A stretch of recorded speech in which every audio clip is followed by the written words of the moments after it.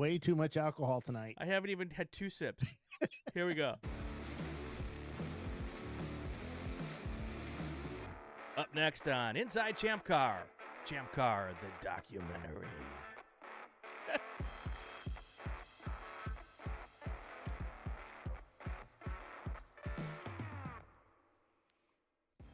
Welcome to Inside ChampCar, or as I'm going to start to call it, the 3rd hour of the Today Show. Yeah. The drunk they hour. Said still no audio. They said still no audio. There's audio. I'm just messing with you. Oh, don't do that to me, Push man. the button. Push the button. Push the button. Oh, Yeah. Come on, Bill. yeah. We're talking racing. We're talking documentary filmmaking. Chris Sneed is our guy this week. How are you, sir? Good. How about yourself? I'm fantastic. Getting better every minute. Yeah. There you go, brother. Right here. Everybody brought a drink, so I had to bring mine. Of There you course, go. The girly drink. No, But hey, no. you know. We want to keep you alive. nothing against girlies, by the way. I don't want to be canceled. I need to keep you alive till next year's check comes. Oh yeah, there you go. Yeah, he's only after me for my money. That's but you should be used to that. That's what all the girls tell you. So, Chris, you're a documentary filmmaker that also doubles as an 18-wheeler something or another. I mean, this is all completely accidental, honestly. Like, so I've been racing for a long time, and I thought it would be cool to make a video. And so so in my building, we have like mixers and stuff where you meet people. And I met Tyler, and Tyler was like, I do social media marketing. And I was like, okay, cool. Well, that would be great for my parts business. And so he was like, we're running this 24-hour race. And Tyler, the only thing that me and Tyler have in common is we want to do cool shit. That's it. Like, we have nothing else in common. And he knows nothing about cars, nothing about anything. And he was like, I want to shoot it. I was like, all right, let's do it. So Tyler came up and we went to VR. We had a great race. It was awesome. And he shot it. Tyler killed it. I mean, I can't take responsibility. We haven't seen it yet. We haven't seen it yet. Yeah, well, I mean, Tyler is he's it comes out on the 18th. All right. Yeah. So here's the deal. So the way he wants to do it, we're going to put up a thing on my Instagram and the TikTok, and it's the Chris Sneed, and you sign up, and then we email you the link. And then after like a month or something, I don't know, Tyler knows, then it'll go public. But if you want to see it initially, that's, you got to sign up. He's doing the social media rank. Oh, yeah. Tyler's, that's his game, man. Tyler's like social media, like I am with race cars. Like, he's like serious about this shit. And dude, I screened it. So we have a theater room here. It's really good. Social media is really easy. All you do is you go out there and just tell everybody their cars suck and walk away for a bit. That's not how it works, well, Bill. No. It is. That's how you get the hits. You just need boobs. Like, it's just boobs. Yeah. See, but Bill, you throw a Toyota R2 up on your Facebook page and you say how the Honda K Series absolutely is the best engine ever. Oh my God. And that's how you do it. So let's go back to the beginning. Yeah, we how did you get into How did I get here? How did I end up here? Okay. All right. So and don't bring up your mother and father into this, because we already actually my mom and dad were not really car people. So I was into cars, and I bought my first car for $75 and I fixed it. And was it worth $80 then? Probably. It was old Audi, Yeah. So it was worth $65. Yeah. I mean, but dude, it got chicks, because they thought I was rich. And so the little did they know. So, yeah, they didn't know, it didn't even have air conditioning, but so that was my problem with having a Vega. That's why I couldn't get the chicks. the vague. I needed an Audi. That's it. Yeah, it was pure luck that is how that ended up. And so so then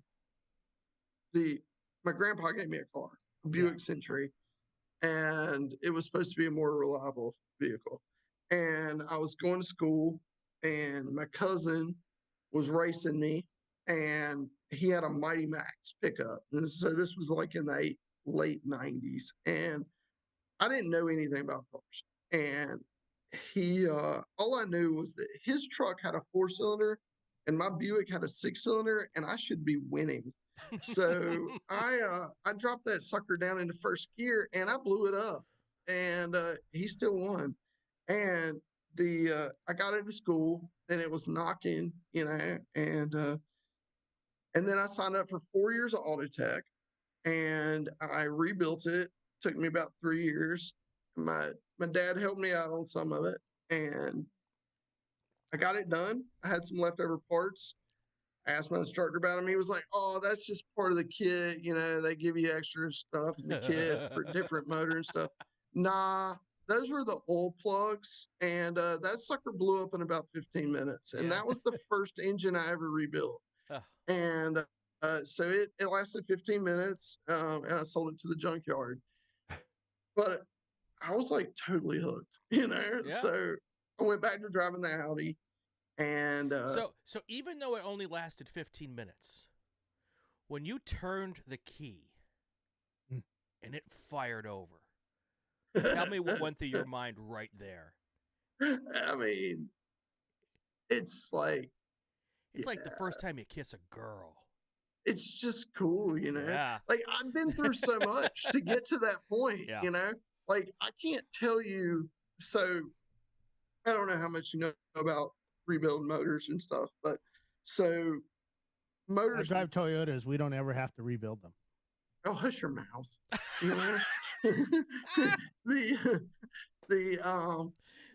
So old engines have press wrist pins. Yep. Okay. Right. And everything new has floating wrist pins. So if you haven't built anything in the 80s, you wouldn't, or earlier, you wouldn't know. Yeah. I saw a picture. I saw a picture the other day of a floating wrist pin that floated out and just crushed. I mean, it was. Oh yeah, bad. The pin came out of the piston. It was over. Yeah.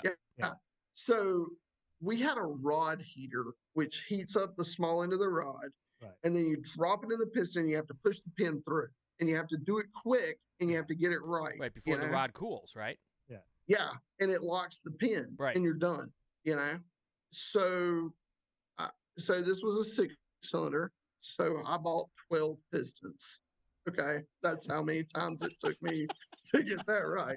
So did you buy 12 pistons before you started, knowing you were going to screw up 6, or did you have to keep buying one at a time? Oh yeah, no, I kept breaking them. Like, I would be like, "All right, I got this," and I'd push it, and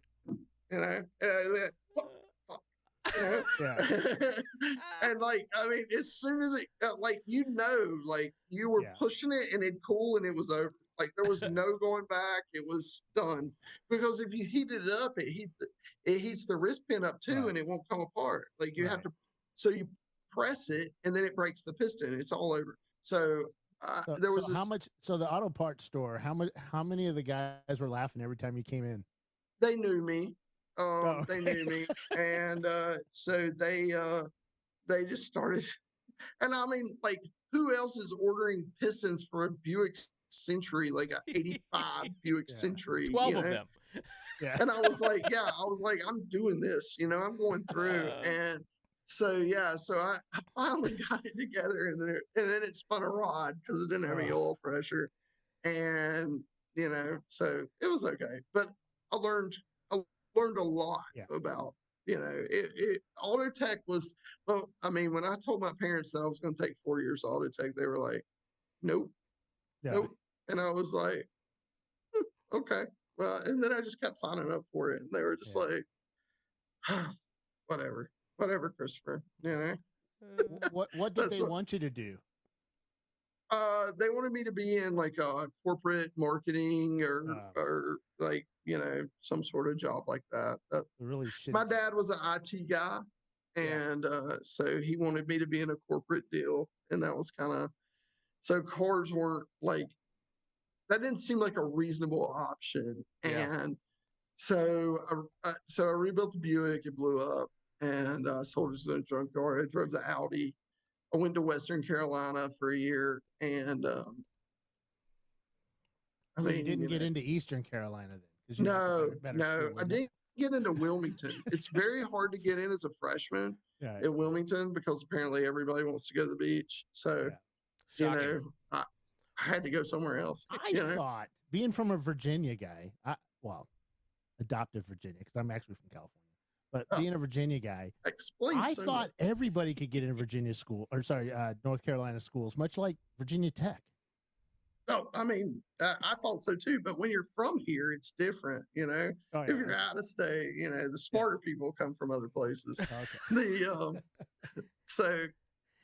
So I went to Western, and my dad worked for Reynolds, and they used to sponsor NASCAR. RJR Reynolds, not Reynolds Wrap. Oh yeah. Right. Winston, the aluminum wrap and all that. people? Not the aluminum wrap people. No, Camel, and like that's what I grew up on. So the tobacco we used to people. get free tickets to the Winston. All right. So the Winston we were Million. down there. I was in college, and I brought one of my friends, and it rained, and we got kind of hammered. Okay. All right. And so I'm there with my dad, my friend, some other people, and I was like, Daddy, I'm going to own one of those. And he was like, what? And I was like, one of those down there. And he was like a race car? And I was like, yeah, that seems cool. And he was like, all right, go for it. He was like, whatever, you don't listen anyway, so get your dad liquored up and ask him for a race car. That's the part I missed, Bill. I didn't get dad liquored up. No, my dad's not rich. So he was just like, all right, son, good luck. Get to work. And he was like, well, yeah, sure. He was like, so, my dad was like, well, you're not getting a job. You got to have some education. So you're going to the military or going to school. And he was like, you're already at Western. So if you want to keep going to Western, that's fine. But if you drop out of Western, you're going somewhere else. Right. So Forsyth Tech, which is in Winston, had a race car technology program. So that's where I went. So I dropped out of Western. I went to Forsyth Tech. I graduated from there with a race car associate's degree. So I learned like machining, race car setup, all sorts of stuff for circle track. And so I thought I'd go into NASCAR. And I mean, NASCAR in the early 2000s was like off the hook. Well, it's not like that's a very competitive field. I mean, NASCAR. Nobody wants to go there. No. Yeah, I mean, I could have picked other things that were harder. I mean, IndyCar might have been easier. yeah. So, but I mean, I learned a lot. Like, I learned a lot of stuff there. I learned how to really do engine machining and stuff, which is awesome now so I got out. I tried to get a job in NASCAR. I couldn't get it. So but I've been working for this guy named Roy Hill that does drag racing. So I built big block Chevys for him, and I traveled with him, and that was fun, and we had a good time. And then I decided that I was going to be like a reasonable person, and I got a job at a regular mechanic shop, and that was boring as hell, to be quite honest. And so I got fired, and I started my own shop, and I started import drag racing with my brother. And me and my brother drove, and I worked on the car, and we ran rotaries. That's what because I figured out that nobody else knew how to rebuild them. So I started rebuilding rotaries. How's your hearing? Yeah, it's not good. So let's go back to the drag racing bit. So I just Googled Roy Hill, and he has a drag racing school. I honestly did not know there was a school for drag racing. Yeah. So the thing is, like, to get your license in drag racing, you have to qualify with a school or somebody that'll sign you off. Okay. Oh. So that's what we did. So we went to like Ohio and Pennsylvania and stuff, and we put on these schools, and people would come and they'd run our cars and stuff. And then one Thursday of the month, we would go pro mod racing in Greensboro for money, which was super fun. And I mean, that is one thing drag racing has that like no other motorsports has. Like they put on the best show. It was ridiculous. Like it's so cool. It's dark and it's like we were running back then. We were running in the 470s on the 8th at like 180, and now they run in the 380s at right at 200. Jeez. Which I mean, these cars are sick fast. Yeah, 660 and you have like what 200 feet to stop. Oh yeah. I mean, they got parachutes and everything. And I mean, we rebuild them every round. I mean, but we'd have like on a Thursday night in Greensboro, there'd be 50,000 people. Wow. Like, I mean, it was insane. Wow. And I mean, there was a dude that ran around, and so the starting line guy, he had a top hat and tails and a microphone, and he'd be screaming about. He'd be like, "All right, place your bets," and they'd be like slinging money, and it was just crazy stuff. It was so cool. Like that was super fun. So Bill, you need a top hat and tails to do your post-race interviews in. Yeah, well, first of all, I have to start doing post-race interviews again. So no comment. I just so I don't know where. Yeah. So I mean, you can do that, So so drag racing like taught me a lot. So then I worked at a regular shop, and then when I started my own shop, I thought, I'd be doing drag racing. Well, thing is, drag racers, most of them work on their own cars. So I was doing rotaries, and we were doing okay, but we weren't doing great. This guy came in with a Miata, and he was like, "I heard you worked on Mazdas," and I was like, "Kind of like a rotary." I was like, "Kinda," and he was like, "Oh yeah, you work on Mazdas, you'll be fine." And he was like, "I want a motor for my Miata, and I track it," and I was like, "I don't even know what that means. Right? Like, what the hell is that?" And he was like, like road course racing. I was like, "I don't." And he was like, I was like, whatever. He was like, just build it. And I mean, this dude paid me like good money, like way more than I would imagine to build a Miata motor. And he comes and picks it up. I put it in, I dyno tuned it. And then he was like, "You need to come with me to VR." He was like, "Just trust me, just come." And I was like, "Eh." And he was like, and I mean, then it was $5 to get into the drag strip, and it was $90 to get into VR. And I was like, "Dude, that's a lot of money." And he was like, "Trust me, dude, these people will pay you. Your shop will be successful." And I was like, and he was like, "Do it." And I was like, "All right." So we went. It fucking snowed. It fucking snowed. And so, like, me and Kenneth, it wasn't a ChampCar race, was it? No. Okay. It was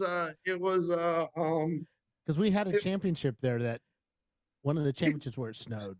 Yeah. So it was it was on the Patriot course, and it was one of those time trial things. Yeah. And we took my brother's Mustang up there, and we ran it.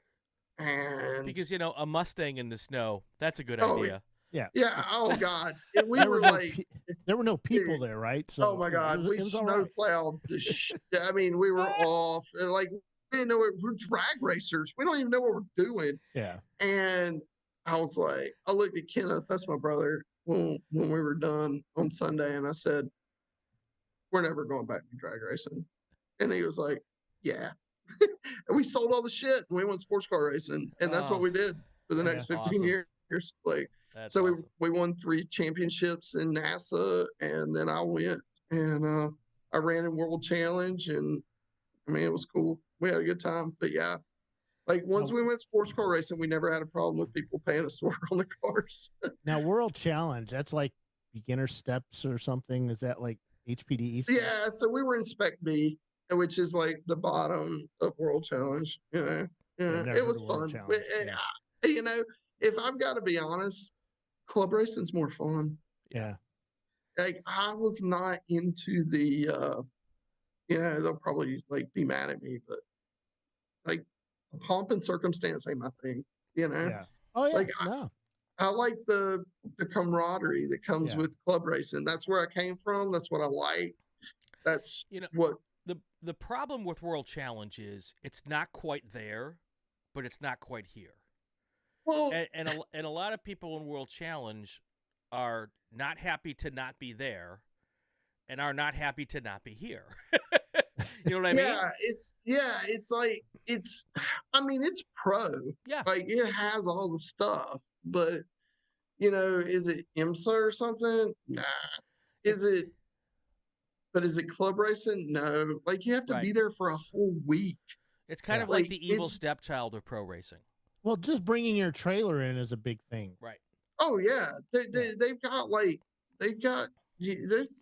paperwork for paperwork. Yeah. It's like it's trust me, ChampCar's getting there. ChampCar's y'all are gonna get there. We're gonna be signing our life away before it's over. Even more than we do now. But so then what? So I was running World Challenge in 12 and 13, and we started doing enduro racing, and with NASA Southeast. So nobody wanted to do enduro racing back then, like in 11, 12. Like enduro racing wasn't a thing. Everybody was like, oh, it tears your core up and all that shit. And we started doing it, and then Lemons and Chump and all that stuff, and people got into it. I love endurance racing. Yeah. Sprint racing is fun, don't get me wrong, but having like a group of drivers and a crew, and it just adds so much more to it. I mean, I spent a lot of years sprint racing, but I find it more of, can I make my car last that long? Usually no, but can I make my car last? And when you do, it's just, let me skip ads. Hold on. I have some sort of ad thing that just starts up now, so I gotta skip. No, I mean, because there's a romance with endurance racing, and there's few other sports where you can finish 12th in an endurance race, and you're like, I just won. Yeah. I've run 24 hours. Finishing. That's what I'm saying. I'm still running at the end of 24 or 12 or 14 or whatever the number is. In some cases, depending on the car, it can be a complete junk car, and you figured out a way to zip tie it together and get it to the finish line and run the vast majority of the laps in that race. And a victory can be just running, 10 or 12 of the 14 hours or whatever the number is. And there's something really cool about that. So what kind of car did you race? A Miata? In NASA? Yeah. E36 and GTS2. Okay. So you work with Miatas and BMWs, probably the worst choices ever. Oh no! Don't worry, it gets better. Wait. There's more. Hold my beer. So so I started out with rotaries, which are like having a redheaded girlfriend because they're awesome until they blow up on you, and then so then I went to BMWs. Well, so then I went to Minis. Okay. Oh, that's like a BMW, just smaller. John Wittenauer is in the chat. I'm waiting for him to chime in here. So Minis. So I didn't know anything about Minis. This is another one where I was like, what the hell? And so I had 4 people buy brand new Minis and be like, hey, can you make these race cars? And I was like, yeah. I'm just one of those people that's like, yeah, okay, we'll try that. We'll do it, And I was lucky to be involved with people that had extremely high budgets to figure it out. And so we raced Minis, and then I got a BMW for like $500 and my E36, which we called Snow White. And that's the one that won all the races. And so it was a good car. We ran NASA Southeast. It was a 325 to start with, but it went through a lot of alliterations. If you had a BMW and 7 Minis, it would be Snow White and the 7 Dwarfs. I mean, yeah, that's kind of how it worked out. We had another one. So when we started endurance racing, we had another E36 that we called Smurfette. I'm gonna let y'all figure out why we called it Smurfette. Oh, I have an idea. No, I've heard that one. Yeah. But so it was blue, and that was its name. And the so it did fine. It was it was a 40. That one was a E46. We had a E36 that was a camouflage one that we ran. There was a Messerschmitt that we ran quite a bit. But yeah, I just like so the endurance racing thing was it got everybody back involved because it all had become very siloed where each we had 30 to 40 cars at the shop at any given time. And so it had become very like this person kind of thing. And we kind of went, hey, we can all run this one car and we can all work together. And it got the mechanics involved and the guys that worked for me. And so everybody got to go and it made it a thing. And that was what was really cool about endurance racing. And that was, we used to run it got started with NASA Southeast had a December event that was 8 hours of Road Atlanta or something like that. Right. And we ran that one. And so that kind of got us in. So then when the ChampCar Endurance Series started, we got into that because because endurance racing is as much about the mechanics as it is about the drivers. Oh, yeah, even more if not more. Yeah. I mean, you got to get back on the track. I mean, you got 1,000 moving parts that you're trying to hold together for X amount of hours, and you need good guys that can keep it together. And so you need fast drivers, but you also need good mechanics. And so that really gave the mechanics something to race for because we got to the point at the shop where we could put a car together, we could set it up, and if we had a good driver in it, it would win. There was really no questions. Right. So it got boring, unfortunately. So you found it easy to win at NASA. When you came over to ChampCar, how much harder was that with these longer races? So the longer races are vicious. Like we had stupid problems that we'd never experienced in the sprint races. Like we would have on the M52s, I guess is what we were using back then, the 325 motors, their crank bolts are torque to yield. Like nobody talks about that. Okay, well, if you don't torque to yield them, so at about 7.5 hours, it backs out. And that's the end of your day. That's kind of important, right?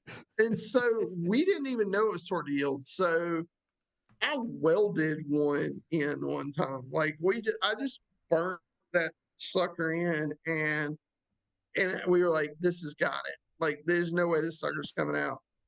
7 hours, 45 minutes. Bitch came out. Yeah.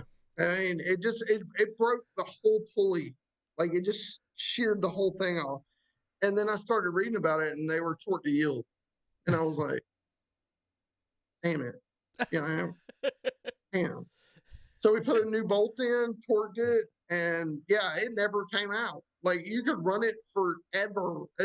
That car is probably racing somewhere right now with that bolt in it. Yeah. But I mean, you can weld it in, and it's never going to stay. Like so, we've done that, and the whole part comes out with the bolt still bolted welded to it. we had it was probably 2010. We had a transmission blow up in an E36, and we took it back to the shop from VIR. So it was the 24-hour, and we're only like an hour and 45 minutes from VIR. The old shop was. And we took it back. Oh, I got a train coming. So that's all right. I love that. That's awesome. And I live like downtown beside the railroad tracks. And but we changed the transmission and took it back for the 24. You know, because you don't realize how long a 24-hour race is. Yeah.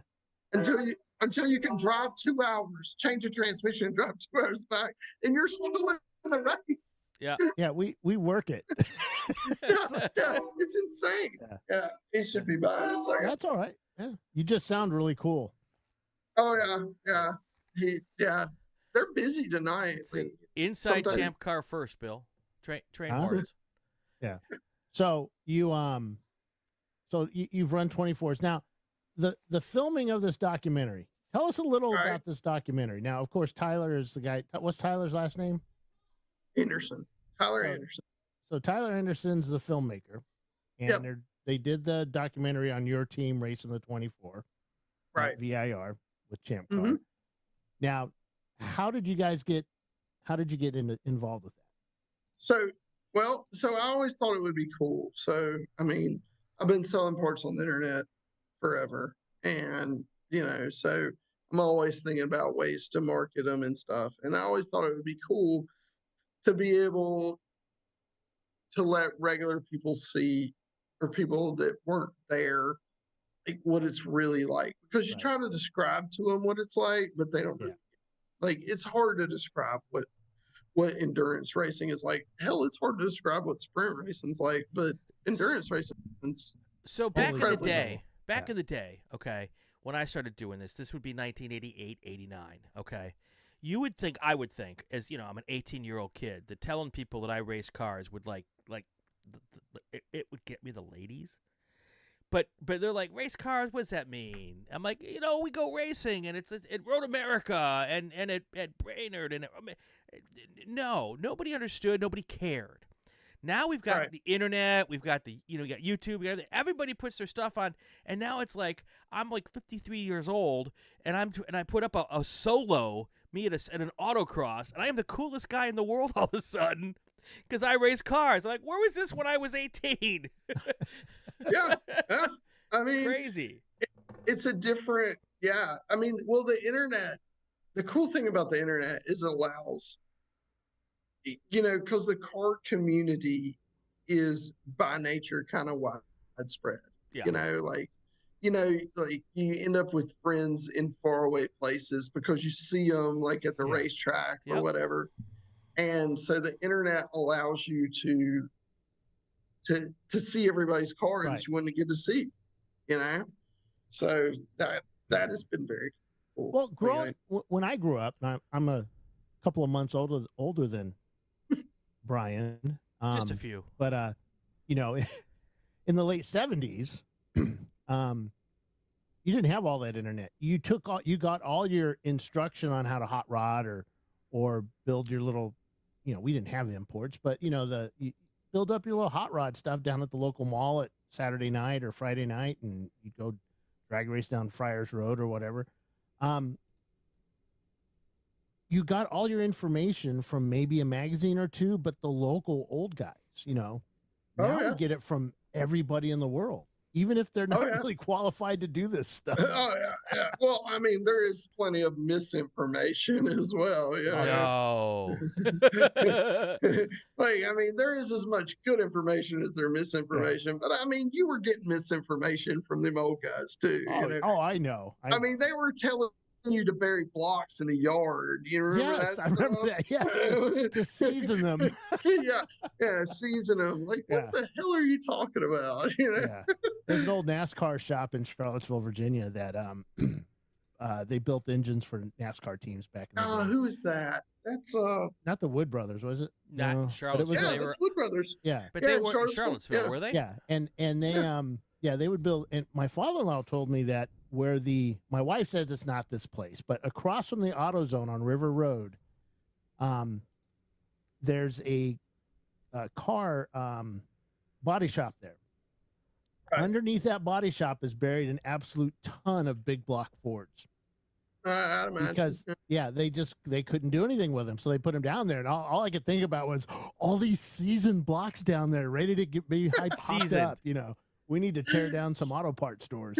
So my old shop, so it'd been there since 52, And if you started digging, you just find like random stuff like in the ground. You can do that in my backyard, actually. Yeah, like, I mean, there'd just be car parts like Volkswagen and like whatever random stuff, Yeah. Like they just threw it out there and we're like, whatever, So real quick, if people are going to want to see the documentary, it's your Instagram, right? At the Chris Sneed. Yes. All right. So I wanted to ask that question before. So it's on the screen now. So if anybody wants to check out this documentary as soon as it comes out, go to at the Chris Sneed on Instagram, and now it's like really big on the screen. I didn't realize how big that is. That's good. But so go check that out, and because I'm a filmmaker myself, so I'm really intrigued by this. So yeah, he does adult stuff, but we don't talk about that. Well, I am in Southern California. I mean, that's where the money is. Yeah. I mean, let's be honest. My Instagram handle is Boom Chicka Bow Wow. So tires and feet. That's what he does. It's a thing. Oh Lord. Oh, we should do this more often. Yeah, man. No, Tyler killed it. Like, I mean, we watched it and I was just like, he was like, well, what do you want to change? And I was like, I'm going to need a second to like process what you've done here, because I mean, it's incredibly good. Like, it's pretty cool. I mean, is Bill Strong in it? I hope not. No. So that means it's awesome. It's definitely cool. Definitely cool. So. Yeah, no. Tyler did good, and I mean, so he was like, I didn't know I could do this. Like, he just looked at me. He was like, I didn't know I could do this. He was like, so did you load up your car with cameras? Little GoPros? No. Actually, all the in-car is filmed on TikTok Live. Oh, wow. Like, so we streamed on TikTok Live, and then we took the live feed and just pulled it off the phone. So that'd real quick, kind of cool. How many hits did you get on the TikTok Live? Just out of curiosity. I have no idea, actually. You'd have to talk to Tyler, because like, so I know that like, so part of the problem was like sometimes it would cut off or whatever, but I'm not in Tyler's.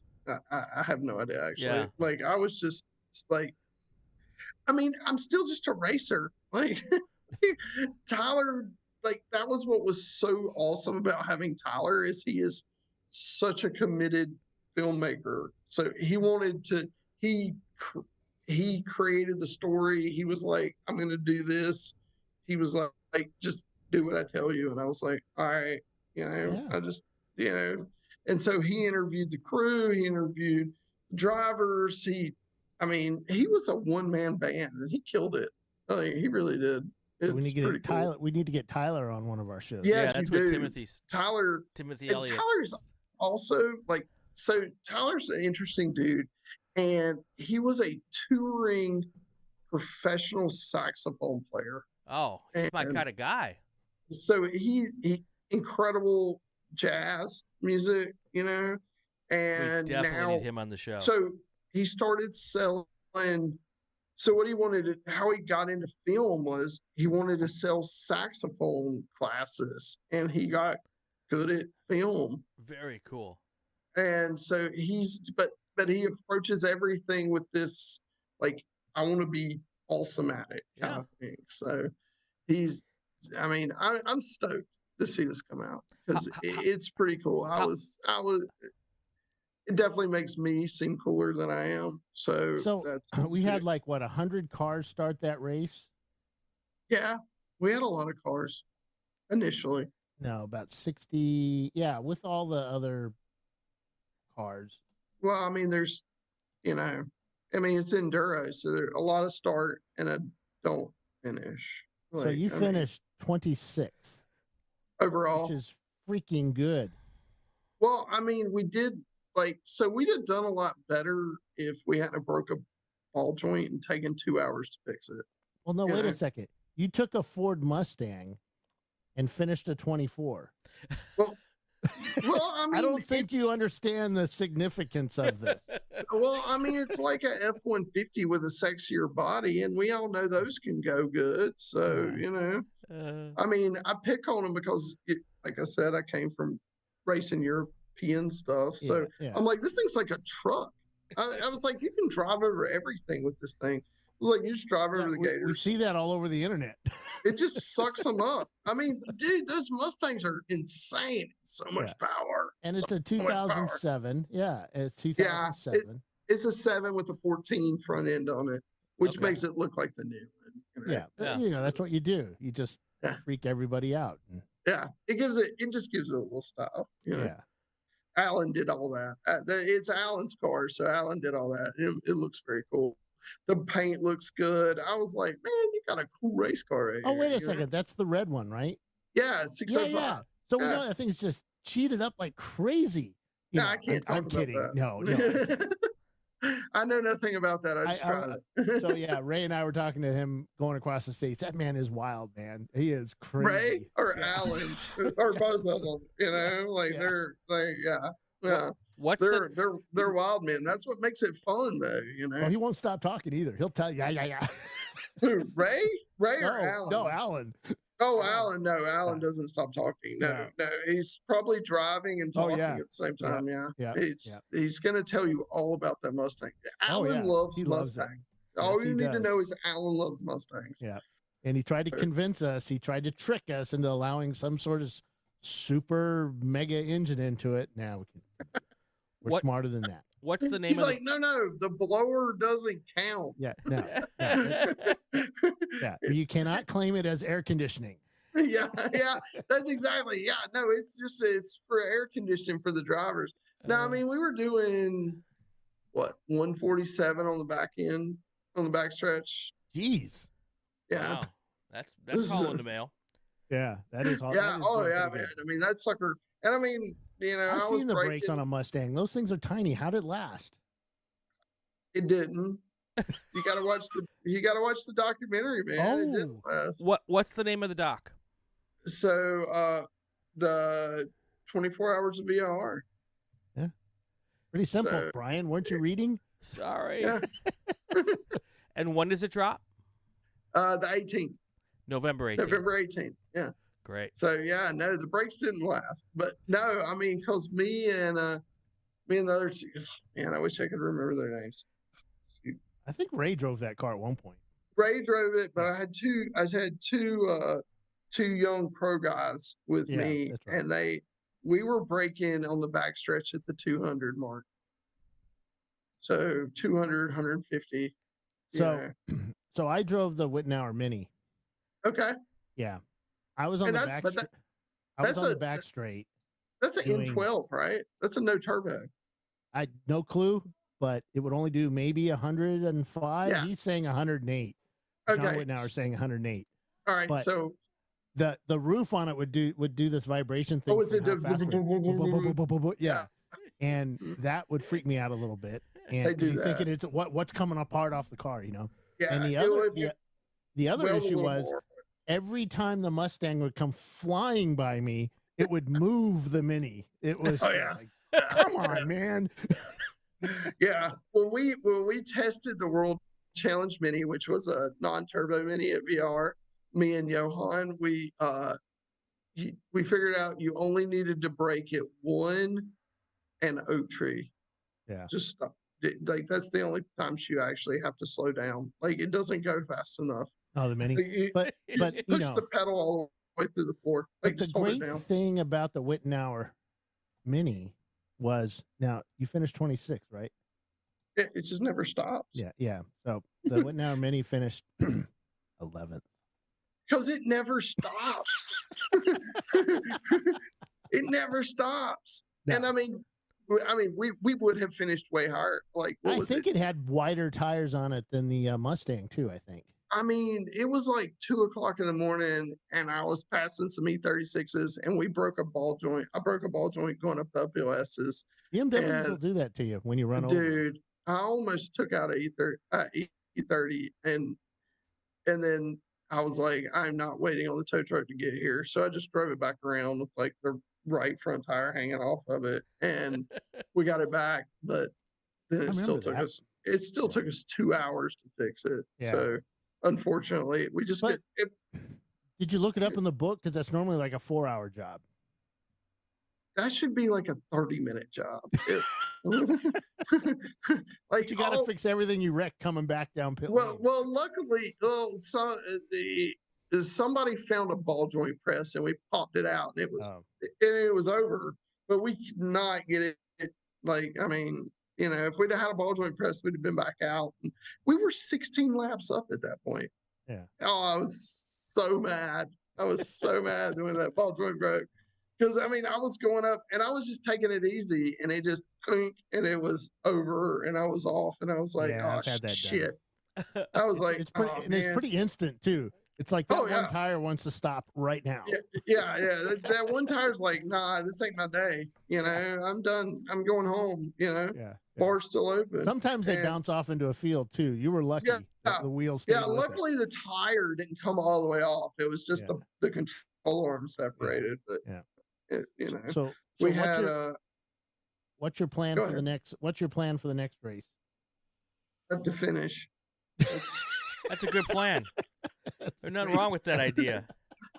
That's always the plan, is to finish and then to win, you know, but we finish and then win. That's you know, like we're going to Sebring and Sebring's going to be brutal. I mean, have you been to Sebring? Have you raced? Yeah, we were at Sebring last year. I was at Sebring last year with Origin, and we I destroyed Sam's car. Unfortunately, it wasn't my fault, but yeah. Sebring is probably, if you guys don't know anything about Sebring, it has the most elevation change of any racetrack in North America. No, the run, the bouncing up and down. You add all that up on your Fitbit, and it's easily 9,000 feet of elevation change. Sebring is like running Baja in a go-kart. Like, I mean, when I'd never been to Sebring before last year, and like, if you turn in too early, what is that, 17? That one at the end of the backstretch. 17. If you're too close to that flag stand, like, you might as well be on a half pipe. That thing, like, all four wheels were off the ground. Like, I mean, Sebring is brutal on cars. Like, so a funny story about 17. I'm not the smartest guy in the world, as most of you out there know, and I honestly did not know that was a U-shaped turn, and I don't know why. I, for some reason, thought it was a 90. I don't know. And it took one day. I'm looking at the map, going, "Where in the hell is this last turn?" And I'm looking all over, and the guy's right there. And I said, "That's not it. It's a right-hander." And they said, "Yes, you just keep going around and around." And I honestly, for I think 2 races, I didn't realize it was a complete 180. It's just an expanse of concrete out there. Yeah. I mean, it's not as expansive as it was when I raced out there. I went out there last year, and they moved the walls out, and you go into that corner, and it's just like this. You have this little hole you got to fit through. And you know, I'm old now, so I don't really get to go around like that anymore. So, but you know, it's hard, man.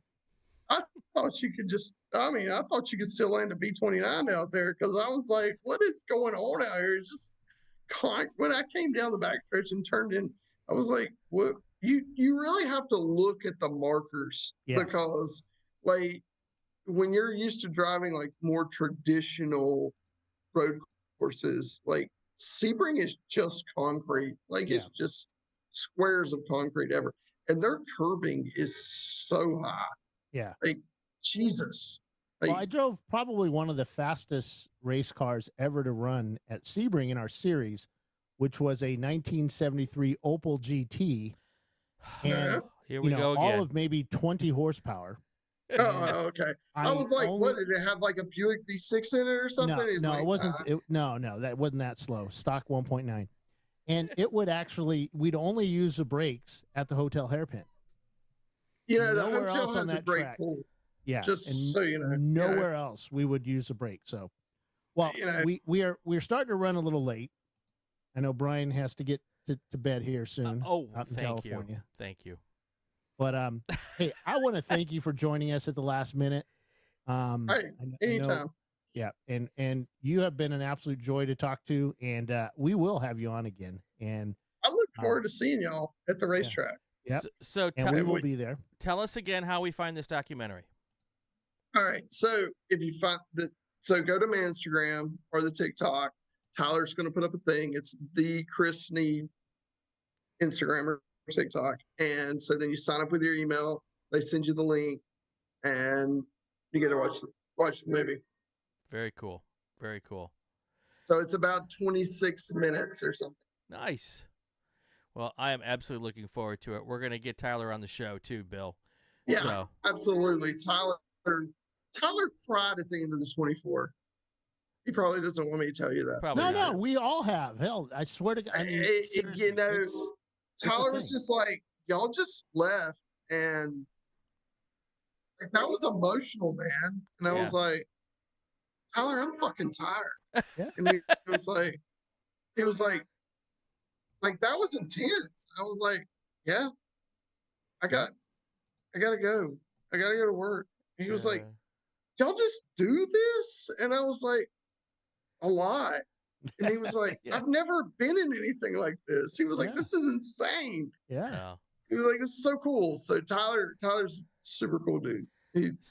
No car experience whatsoever. This was his first, and he just dove into the deep end. So, Bill, that's why we want to talk to him. This podcast is the new ChampCar promotional video. There you go. Yes, it is. All right. Very cool. Well, thank Chris, and you still have probably one of the best pictures up for our preview.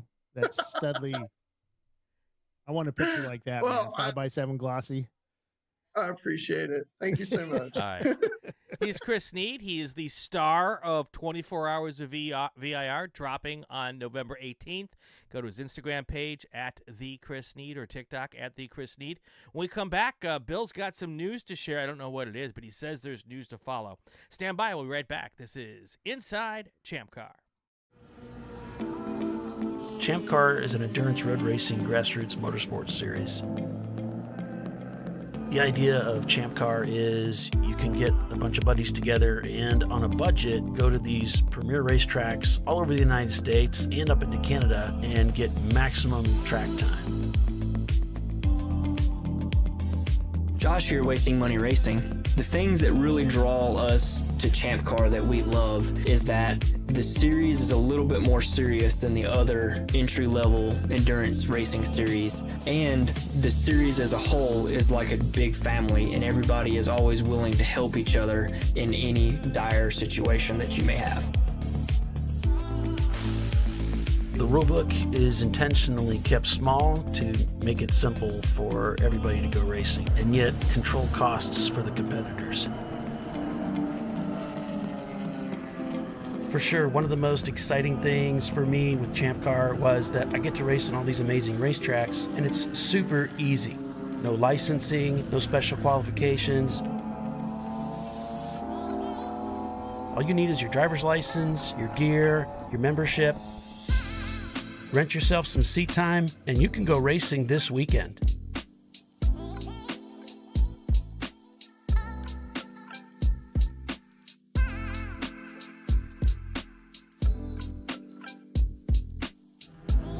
I enjoyed racing with ChampCar because I think they provide the closest competition of all the amateur endurance series, and because they race at bucket list tracks.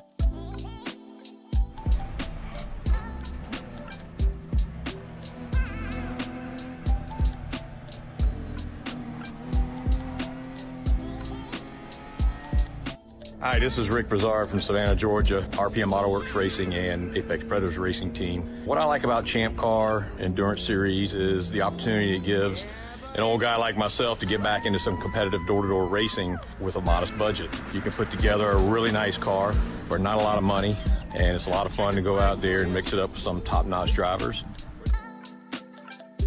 I enjoy the camaraderie, I enjoy the friendship, and I enjoy the program that ChampCar Endurance Series has put together.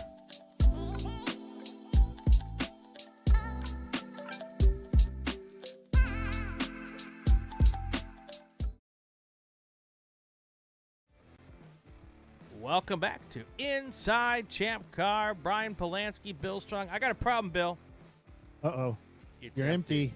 Yeah, me too, man. Me too. I love that was fun, dude. That was a blast. He's a trip. That was a he's blast. A trip. He's a good guy. And, yeah. Man, I can't wait to see that documentary. That's going to be a ton of fun. I know. And it's the perfect length for me because I usually fall asleep about halfway through. And, yeah, I won't for this one. Well, we'll put all the information in the show notes and how you find it and how you sign up for it. And that is a ton of fun. So, all right. So we're already 56 minutes in, Bill. so we will finish this up quickly. But no, we have some news. Yep. The prices and registration dropped a couple days ago. I actually did it. Yes, I started doing it a little bit early, kind of upset the board. But hey, when am I not upsetting the board of directors of this company? We should have a talk about that. We got it out there. The December races are still up. We have what I say here, 46 entries for the December 2nd and 3rd VIR race. We have plenty of openings. It's a big pit lane on VIR North. Then we go to Sebring, end of the year, December 30th, 31st for the New Year's Eve double. There will be a party at the 7 Hotel. That's always a blast, man. All right. On New Year's. Now, that race is going to be pretty cool. So 8 and 7 hour. And we are already up to 72 entries for that race. Wow, that's awesome. I believe the limit is 90, but we may be able to add more. But just if you're planning on going, get up there, man. All you need to do is put down $250 on any ChampCar race to reserve your spot. Beautiful. Payment is due. I think the early pay already dropped for that one, so it's full price, $16.75 for that race. And like I said, we dropped the dates for Michelina Raceway Road Atlanta, February 3rd, 2024. That race, 14-hour race, that's up there already. Early cutoff, save $200 off the $1,950, so $1,750 for that race. And you have until December 5th to do that. Again, any of the 2024 races, $250 will save your position. Road Atlanta will sell out pretty quickly. That gets up there in numbers. VIR 12-hour enduro follows that March 2nd. I screwed up on the internet. Uh-oh. Can you believe that? No. Yeah, I had a typo. I had it listed as March 4th. It's actually March 2nd. Okay. Because if you show up to race on Monday and we're not there, that might tell you that I had it all screwed up. Yep. So I have fixed it everywhere but the emails, because once I send you the email, people really don't like it when I try to get into their computers to fix stuff. Not that I can. Then we head off to San Marcos, Texas for the Harris Hill Raceway 8+7, and then over to March 16th and March 17th for the NCM Motorsports Park, TireRack.com, National Championships at NCM. That's the big one. That's the one everybody's racing for right now. They have until December 31st to gather some points to go to the National Championships. But anybody can go to the National Championships, but to participate for the big trophies and prizes and all kinds of cool stuff we're going to get you guys, that won't, you have to be part of that. Yeah. Do it. That's $1,750. Enter now. Full pay by January 16, and you'll only pay $1,550. So $200. Remember, ChampCar entries cover driver, cars, crew, all your stuff. Your entry 17 cover meals. The garages. That's extra, of course, but we get you no meals, no beer, but it does get you racing on the track. Yeah. Then we head off to Daytona International Speedway on April 6, 2024. Dude, we already have 6 people signed up for that, and I just opened it up. So we don't have all the subs up yet. I'm working on them during the day. Today was I got to do a couple of them. I got distracted by all kinds of other stupid things we had to do for work and emails. This whole job thing. I just want to work on the subs and the stickers. I want to do the sticker design. And then we head out to High Plains, Colorado. Again, $1,550 you pay now before February 20th. And it's only going to cost you $1,350 to race at High Plains Raceway at Deer Trail, Colorado. That is one hell of a course, let me tell you. It surprised me because on the map, it's just but you get out there, it's like, holy cow, this is a hard course to race on. Yeah. Then we head out to Watkins Glen, the Salins Champ Yard Dog at the Glen, May 26th and 27th. Then out to Autobahn Country Club, and then back to Sebring. Sebring's going to be under the stars. I don't know what that means. That means it starts late and ends late, right? Maybe. But yes, we're going to be racing from, I think, 6 p.m. to 6 a.m. Why? Because it's Florida in the summer, right? And it's usually 200 degrees during the day with alligators everywhere. So we're going to race at night. I don't know if the alligator's going to be there, but we'll be racing at night. Yeah, and yeah. I think that's going to be freaking cool, man. You get to drive into the sunset and then drive into the sunrise at Sebring. Never done that. I don't think that many people have driven into the sunrise at Sebring. So that'll be kind of cool to do. Yeah, I mean, does anybody do that? Yeah, actually, WRL ran a okay. 24 a couple of years ago. Yeah, and that was pretty cool. A bunch of our racers ran in that. Nice. I had that idea. I kept trying to get our company to do something like that, but yeah, our bosses poo-pooed that. Well, at 24 hours at Sebring, you'd it. have to bring 3 cars to get to the finish. Well, that's what they said. We wouldn't have any cars left at the end of the race. I don't know. I think it'd be a great test. I mean, if you... It would be a great test. You know, you know who it's going to be? It's going to be Ed. Ed will be there at the end. Or the Volkswagen. The guys in the bug. You know, because that's what happens. Right. So then we head off to the great Nelson Ledges race road course for the summer showdown at Nelson Ledges. Yes. And that's July 13th to 14th. And that's a 7-7. That'll be a good race. It may be an 8-7. I don't know yet. We got to talk to Chelsea, so we might switch it up a bit. But then August 17th and 18th, we head to VIR for the 24-hour Saturday test, included with your race entry. $2,250. Get in now, and it'll only cost you $2,050. You have until June 18th to get that early pay discount. I believe we're going to be adding on a late payment discount. I really don't have all the details on that just yet, but right now we don't really have to worry about that. Like if you come up to the last couple of weeks before the race, because we really have to have a lot of this money up front, guys. Right. You know, we've been operating a certain way for 15 years, 14 years, and we've discovered in today's world, we just can't do that. All these tracks want their money up front. They want, it's tough. Yep. It's a tough world out there for any series, not just ChampCar. So it's a lot of them. Then we head off to Thompson Speedway, then Mid-Ohio, then Harris Hill again, and then back to Pittsburgh International Race Complex in October 5th and 6th, and then off to Road America, then back to Atlanta Motorsports Park, and then again to VIR, and then we finish up the year at Sebring International Raceway in 2024, getting ready for the 2025 season. So lots going on this year. We also are looking at, and you know, this is sort of a secret, please don't tell anybody, but we're also looking at doing a date in, where is that? Gingerman. Okay. We're just waiting to hear back from Gingerman, and then for the date, because everybody's moved around at that place on dates, all the sanctioning bodies that are running there, and we're just waiting we picked a date.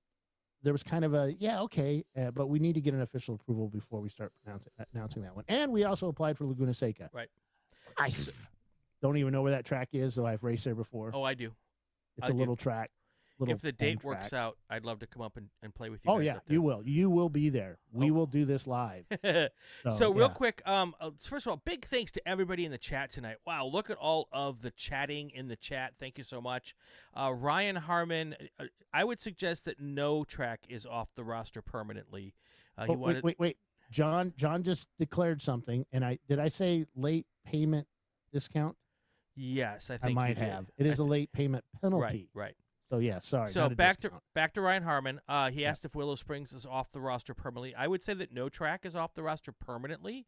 But you know, we need to make sure that there's enough people interested in a particular track to make sure that ChampCar doesn't lose money when they go there. And we're gonna go back out west. You got to remember, there's a bunch of us that are from out west. Yep. And you know, we like going out there because we have family out there. But not only that, the racing is awesome. We love Willow Springs. We love Laguna. We love Sonoma.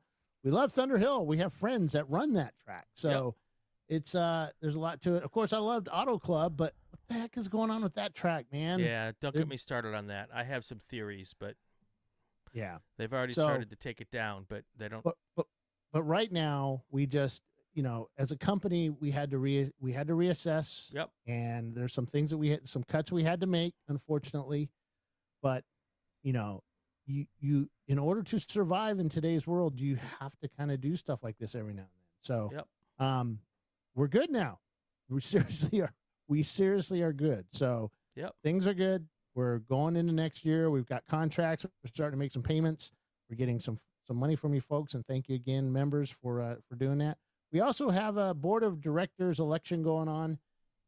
That's kind of turned the internet a little mean. We need to simmer down a little bit on the name calling and stuff. But it's election time. I guess that happens every election time. So there you go. All right. Anything else, Bill?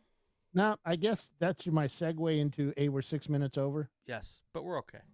Yeah. We're okay. So next week we'll be back, right, Brian? Yes, absolutely. Yeah. I don't have a guest yet, so I might have a guest. I think Chris Rollo is going to join us. All right, cool. Next week. So yeah. All right, that's going to do it for another episode of Inside ChampCar. Did you like what you hear? Subscribe to the podcast or the YouTube channel so you don't miss any episodes. Share it on your social media channels. Comment on the ChampCar Facebook page. New episodes every Tuesday on the YouTube and every Thursday on the podcast. He's Bill Strong. I'm Brian Bielanski. You are watching ChampCar live on YouTube and listening to the Racing Wire Podcast Network. Have a great week. Talk to you next time.